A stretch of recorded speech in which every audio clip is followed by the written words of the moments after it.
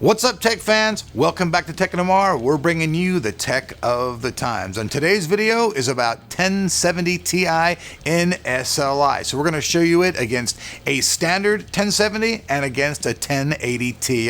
Now, before we jump in and show you guys the benchmarks and all that stuff, I want to give a special thanks to our friend Mark from BabelTechReviews. He's the guy who did all this 35 game testing. This guy actually lives to test, which is kind of crazy because sitting there for me for hours on end, I did that in my 30s and 40s, so I was like almost blind from staring at a screen, but hey, he loves it. So let's jump in, let's check out the test system, then let's jump in and let's see the benchmarks, and let's see at the end of the day, is 1070 Ti SLI actually worth your cash?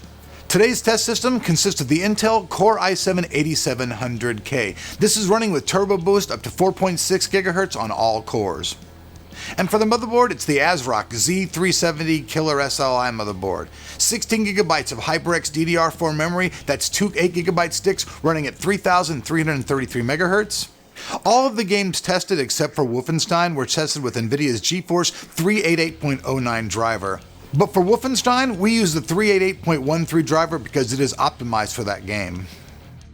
So alright guys, I know these are a lot of benchmarks to sit through and watch, but there were 35 games tested, and we got to bring them to you in a format that's not like dragging on forever, and that's the way we do it this way. But for those people out there who enjoy the music and everything, hey, enjoy the music and check out the benchmarks and just chill.